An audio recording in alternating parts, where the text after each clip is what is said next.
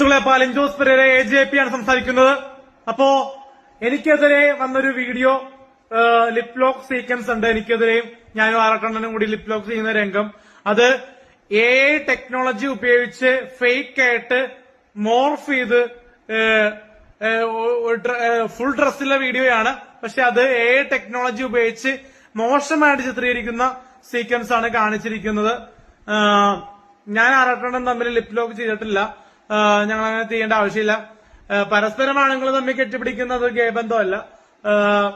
ഗേ ആയിട്ടൊക്കെ ചിത്രീകരിക്കുന്നുണ്ട്. ഞാൻ ഒരിക്കലും ഗേ അല്ല.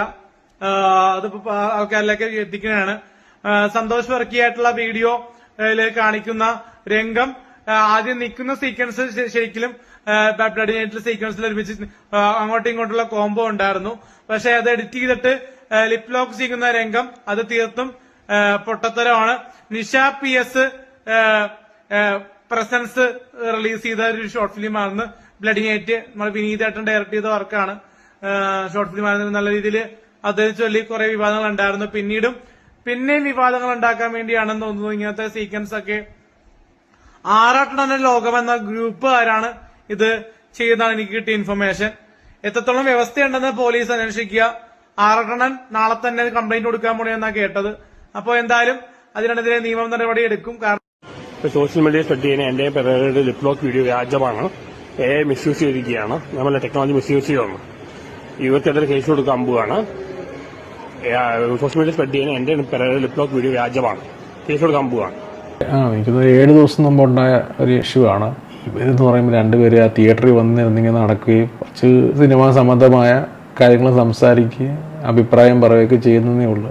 അങ്ങനെ അത് പ്രശ്നക്കാരല്ല. ആർക്കും ഒരു ശല്യമില്ലല്ലേ. സിനിമാക്കാർ വരുന്നവർ ഇവരുടെ കൂടെ അവരുടെ അടുത്ത് വന്നിങ്ങനെ സൈഡിൽ കൂടെയൊക്കെ നിന്ന് ഒരു ഫോട്ടോ എടുക്കണം ആറാട്ടണ്ണന് ആഗ്രഹമുണ്ട്. ഈ അലനും ഇങ്ങനെയൊക്കെ സൈഡിൽ കൂടെ. അതുപോലെ തന്നെ വേറെ കുറെ ആൾക്കാരുണ്ടല്ലോ, കിംബോയ് ഇങ്ങനെ ഉണ്ടാക്കിയുണ്ട്. സമൂഹത്തിന് പ്രത്യേകിച്ച് പ്രയോജനമില്ല, ശല്യമില്ല, ശല്യക്കാരല്ല. പ്രത്യേകിച്ച് ആറാട്ടണ്ണനൊന്നും ശല്യക്കാരല്ല. ചുമ്മാ ഇങ്ങനെ പിന്നെ ആ ഒരു ഫോൺ വിളി അതൊക്കെ ഉള്ളു. എന്നാലും വേറെ പ്രോബ്ലംസ് ഒന്നും ഇല്ല.